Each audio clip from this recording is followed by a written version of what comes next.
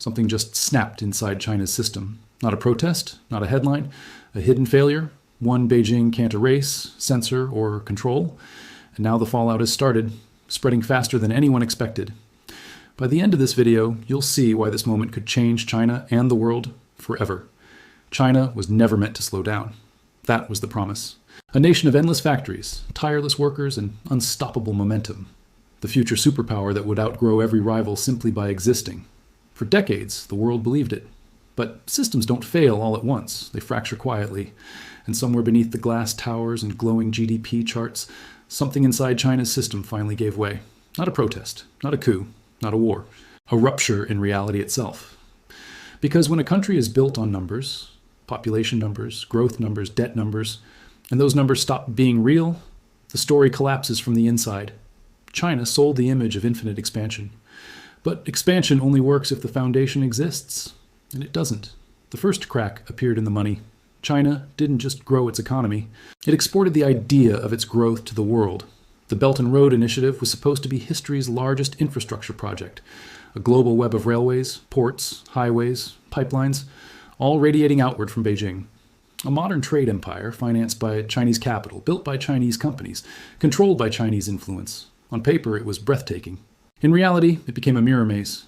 Railways that ended in empty fields, ports without ships, highways with no traffic, loans issued to governments that could never repay them.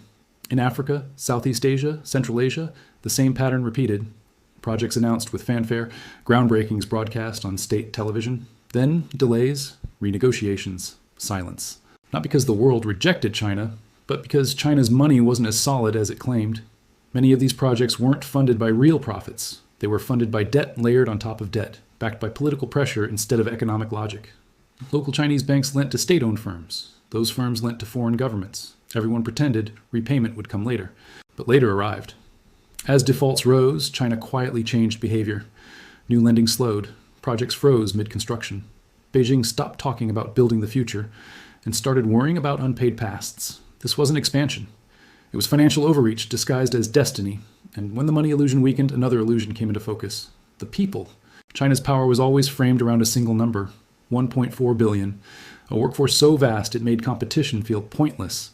A consumer market so large it promised eternal demand. But population figures only matter if the people actually exist.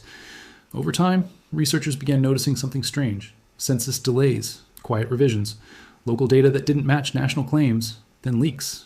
Then discrepancies too large to ignore. Entire cities reporting more residents on paper than in reality. Administrative records bloated by incentives to exaggerate. Ghost citizens who generated funding but never breathed. When Beijing finally admitted population decline, the shock wasn't the drop itself. It was the timing. Because declines don't begin suddenly. They begin years earlier. Hidden, denied, postponed. If China's population peaked earlier than admitted, then everything built on future growth projections was already obsolete. Factories sized for workers who won't exist. Apartments priced for families that will never form. Debt structured around taxpayers who were never born. This is where systems begin to fail. Not with explosions, but with miscalculations compounding silently. And the most dangerous miscalculation was yet to come. But what happens next isn't about money or statistics. It's about time itself.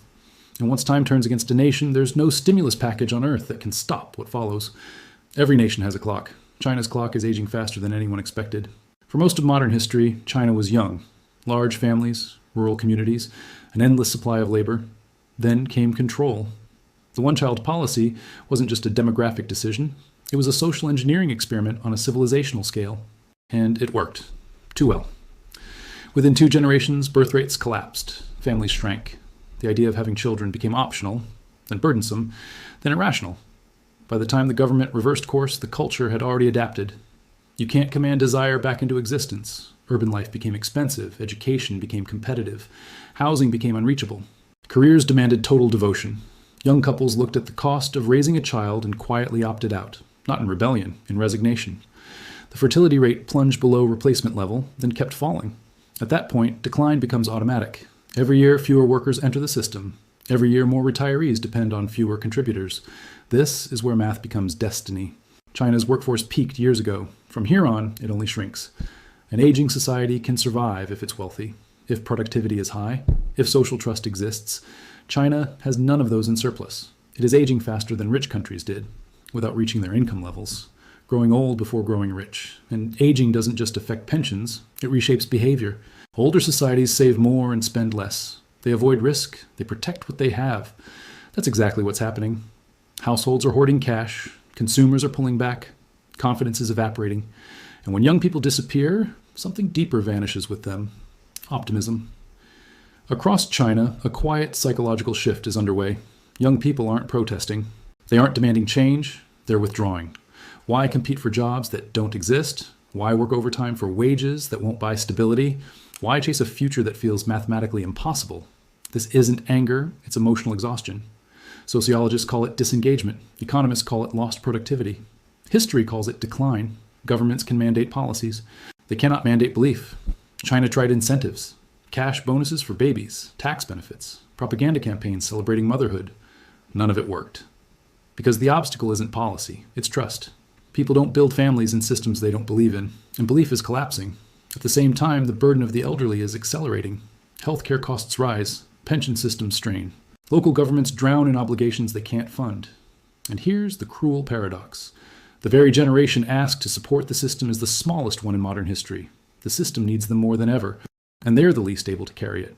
This is when governments usually adapt, but China doesn't adapt well, because adaptation requires admitting error. And this is where the story takes a dangerous turn, because when a rigid system faces irreversible decline, it doesn't loosen control, it tightens it. The Chinese Communist Party was built for expansion, for mobilization, for obedience. It was never designed for contraction. For decades, the deal was simple: economic growth in exchange for political silence. But when growth slows, the bargain collapses. Under pressure, the party chose control over correction. Bad news became risky to report. Honest data became politically dangerous. Loyalty replaced competence. When youth unemployment surged, the solution wasn't reform, it was deletion. When lockdowns strangled cities, dissent wasn't debated, it was silenced. Authoritarian systems hate uncertainty and punish messengers. That creates a fatal feedback loop. Leaders receive filtered information. Problems are disguised until they explode. Policies are enforced long after they stop working. Innovation suffocates in fear. Entrepreneurs stop experimenting. Investors stop trusting. Talent looks for exits, and exits exist. Money flows quietly overseas. Families secure foreign residency. Students leave and don't return. This isn't panic, it's rational calculation. When people with options lose faith, the system loses its future.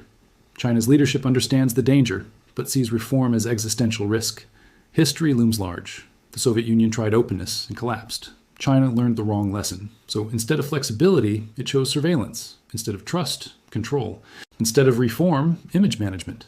But image doesn't generate growth, and censorship doesn't create babies. As capital flees and demographics worsen, traditional fixes fail. More construction won't help when cities are empty.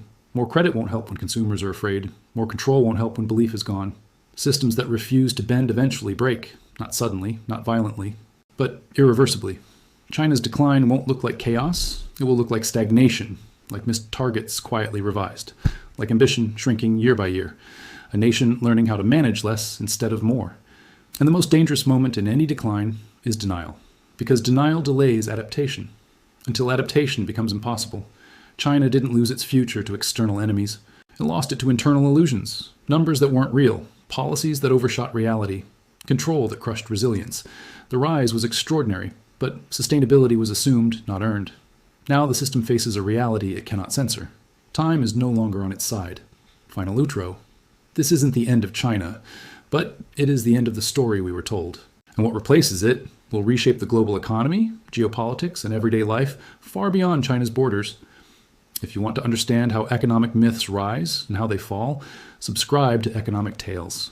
Because the most important stories aren't the ones shouted loudest. They're the ones that unfold quietly until it's too late.